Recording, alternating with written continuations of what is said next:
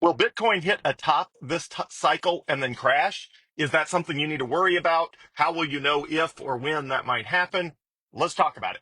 Okay, so historically, Bitcoin's gone in 4-year cycles with 3 up years, 1 down year, 3 up years, 1 down year, 3 up years, 1 down year. The peak of each of those up years was 2013, 2017, 2021, and if that pattern continues, you would expect that to be 2025.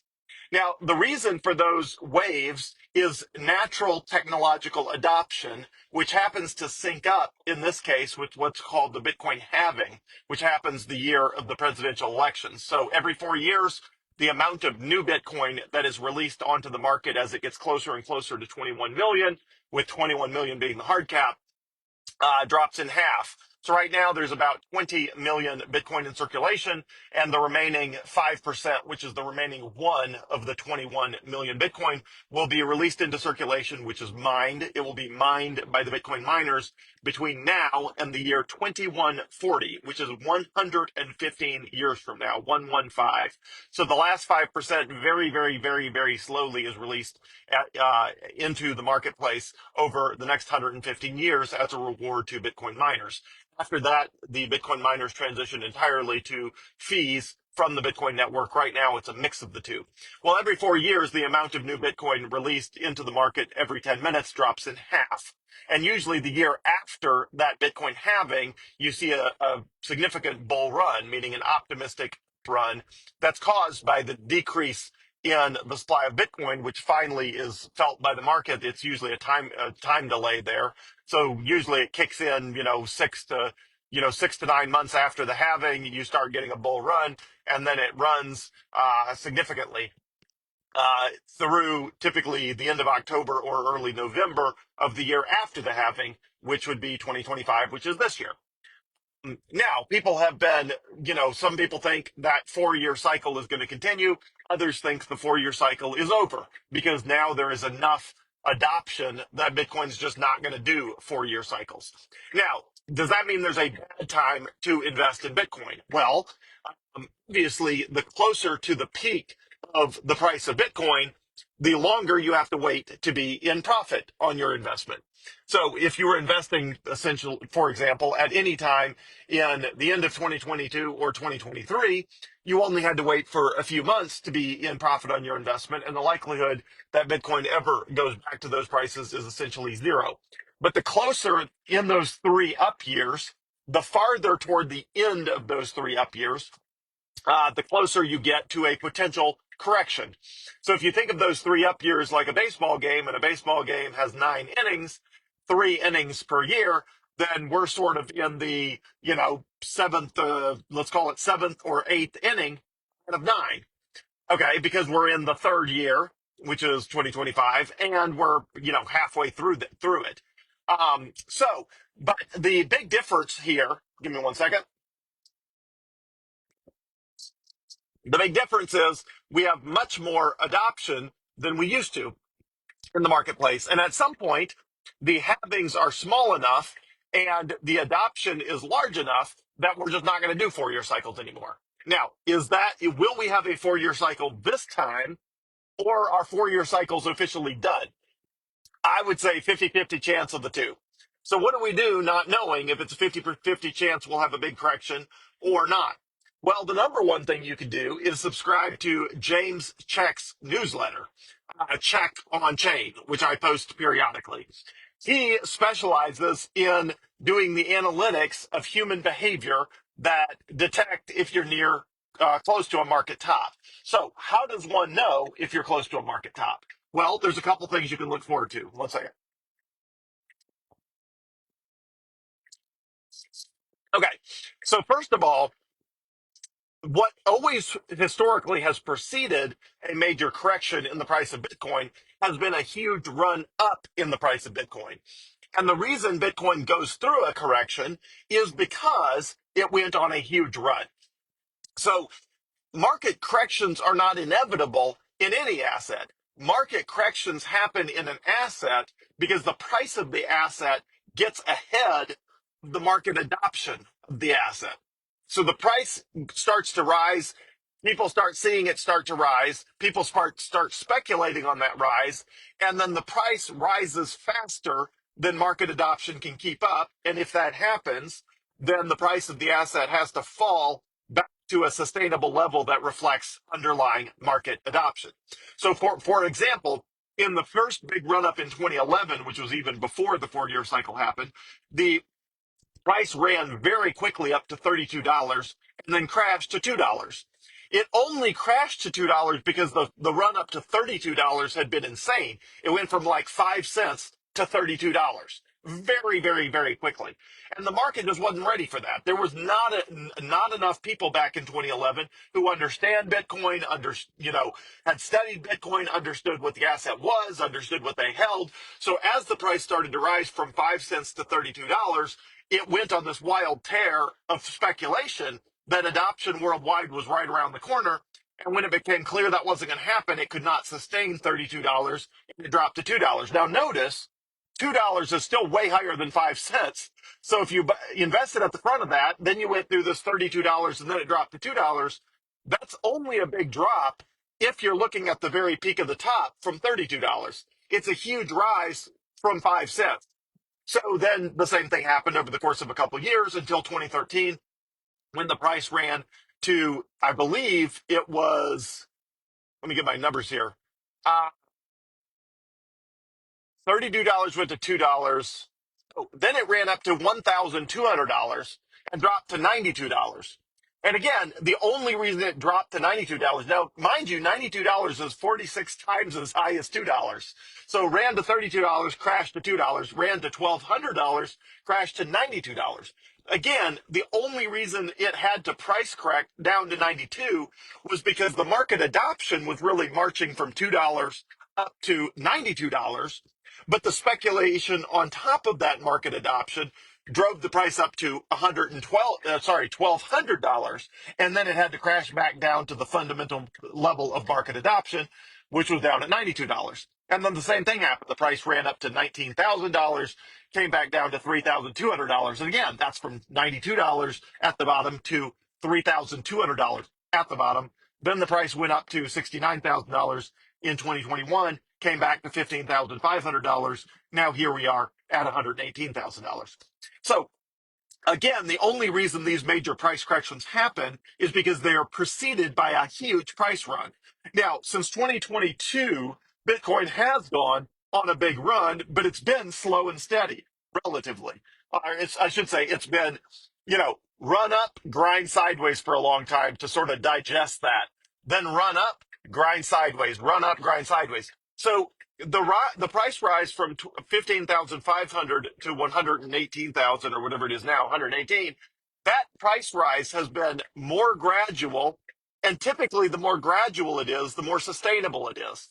People have had a long time to get used to higher prices of Bitcoin at each price along the way.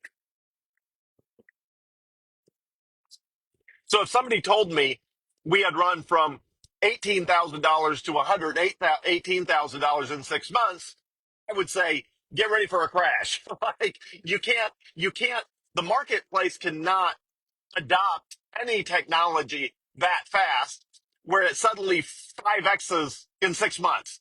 That's just no technology gets adopted that fast. Not cell phones, not big screen TVs, not the internet.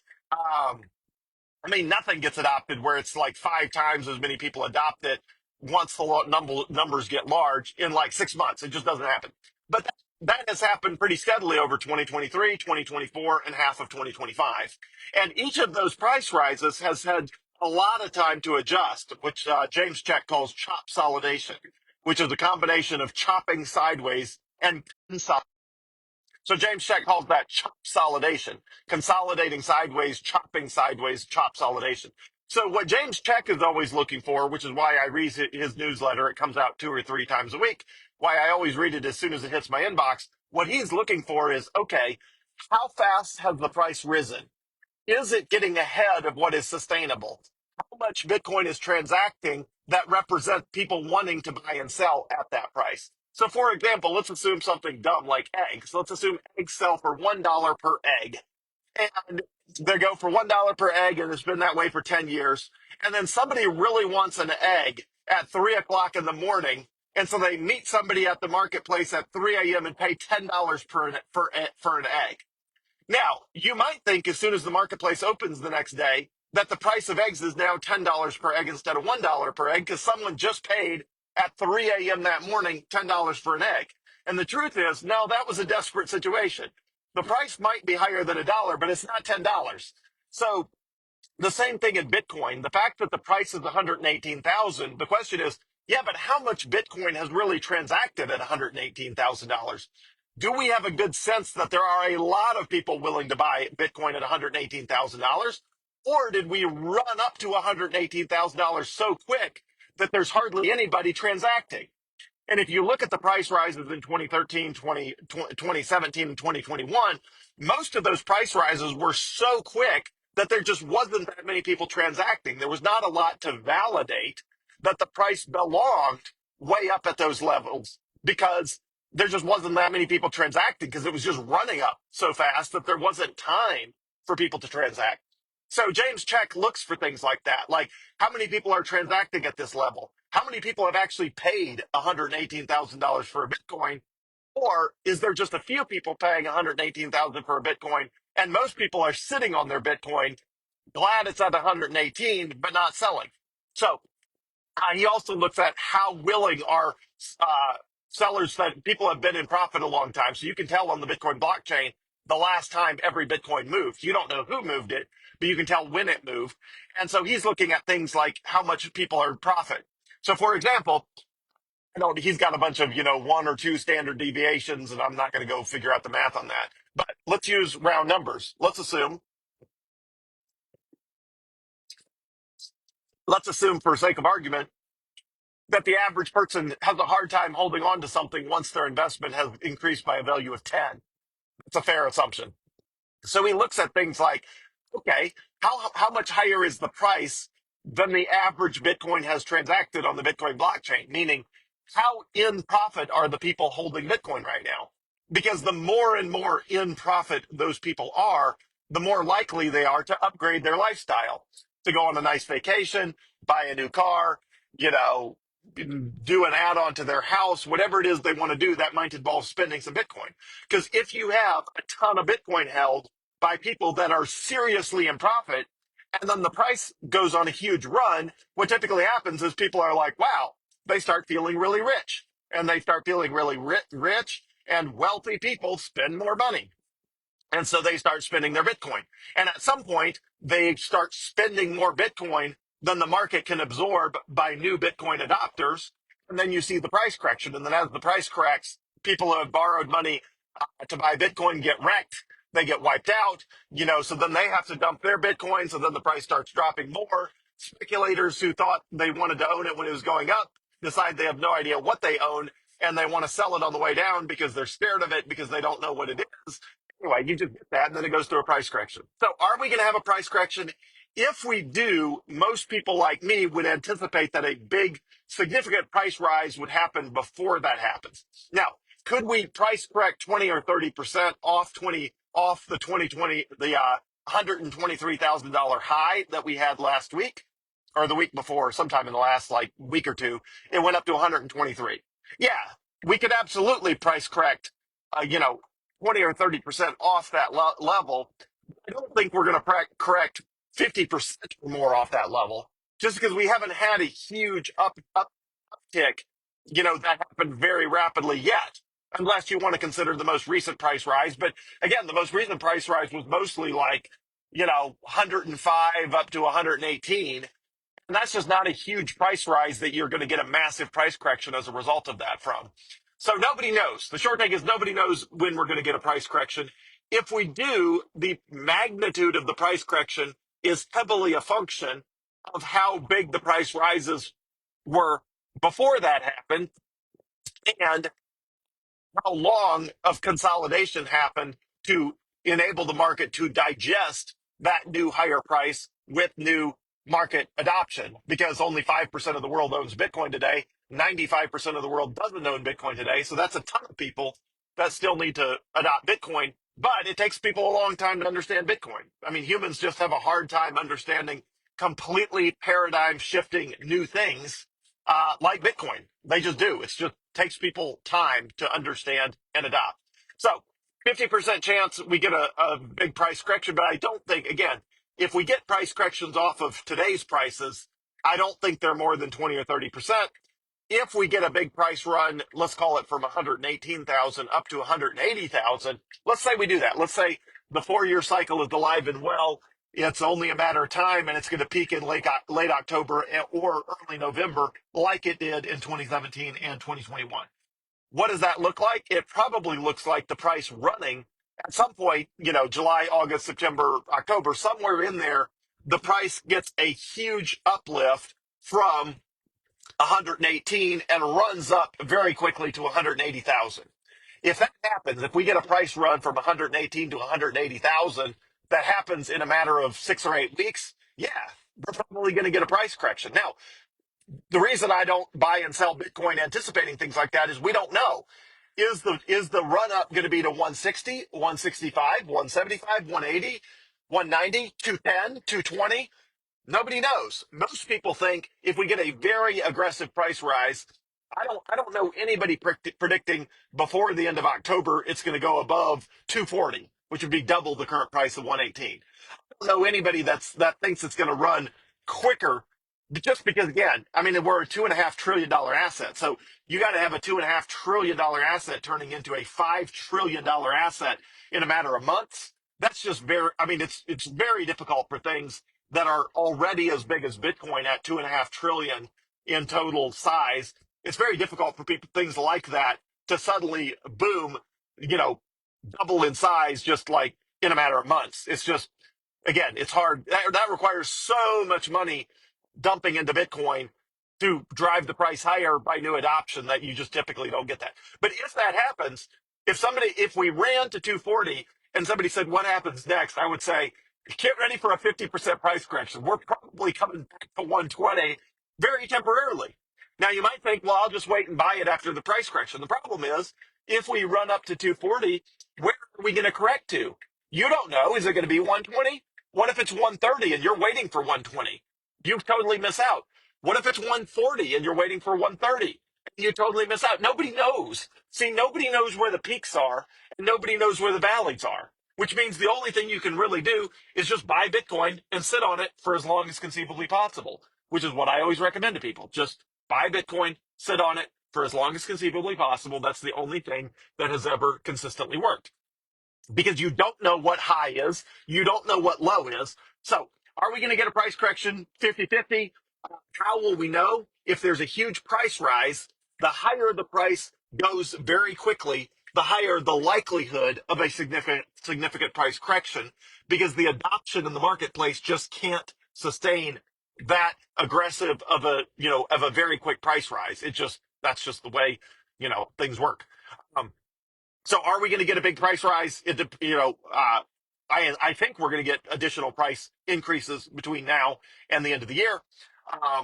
And is there going to be a price correction? It depends on how big the price rise is. A bigger price rise means the possibility of a greater correction. But again, do not try to time that market, because you will get burned every time. That's what always happens is people try to outsmart the market, and they're like, hey, I'm going to buy it low and then I'm going to sell it high and then I'm going to buy it back low and then I'm going to sell it high. Don't do that. You're going to get burned. Everybody gets burned trying to do that. Um, because you just can't. Humans can't time the market. We can't time highs and lows. There's no way to know what high is. There's no way to tell what low is. Just don't do that. It's just, you're going to get burned. So anyway, it's going to be exciting the rest of the year. I'm going to be reading James Check's newsletter every time it hits. At least usually once a week, he'll do a sort of a deep dive that looks at the marketplace, the likelihood that we're getting close to a top, et cetera, et cetera. And he'll do the same thing in the reverse. If we go through a price correction, he starts the analysis, all kicks in, and he's like, all right, let's talk about it. Are we seeing the behavior of people that are done selling? Or are we seeing the behavior of people who are just getting started selling? Which can give you a sense of like, okay, again, he can't time the bottom, he can't time the tops, he can't do any of that, but he can help you understand likelihoods. So, for example, the last time we went through a price dip, of 30%, which was I think in April. I think we dropped from like I don't know 109 down to 74, temporarily. And he said, look, I think there's a 70% chance we go significantly higher from here. There's a 30% chance it could drop even further. Use your best judgment, which that's all you can do. That's all you can do is offer people that, which is 70% chance we're done selling here down in the 70s and it's a fantastic time to buy. 30% chance we could edge a little lower. And then you just use your best judgment. But again, he's saying the same thing now is, his most recent updates are like, look, I don't think we're at the top. It feels like we got a good ways to run. We'll find out. We'll look at the data. So the best way to find out if we're near a top or bottom is James Check with his Check on Chain newsletter. I typically post the ones that are most relevant with a few highlights. If you want the full meal deal, it costs $29 a month, which it's the only thing I subscribe to in the Bitcoin world. Anyway, it's the only analyst I trust, the only one I think that's worth anything. So James Check is the best guide for whether we're near the tops or bottoms, and we'll continue to do videos. Hopefully, those are helpful. And I feel like if somebody said, where are we going to go between now and the end of October, I would say at least 140 to 160. Um, and then depending on how quickly we get there, what news stories are announced while we get there. Because if there's, again, yesterday, Coinbase announced, I think, of PNC Bank, a major partnership that PNC Bank customers are going to be able to buy Bitcoin using Coinbase. So it's like, okay, if you get major announcements from Coinbase and or River and major financial institutions that are going to make it super easy for average people to walk in a bank branch and buy Bitcoin, yeah, well, suddenly 160 or 180 is way more sustainable than if you just run up there, with no new major news stories of adoption. But anyway, hope all that helps. Have a great day, everyone. I'm here to help in any way I can. Thanks.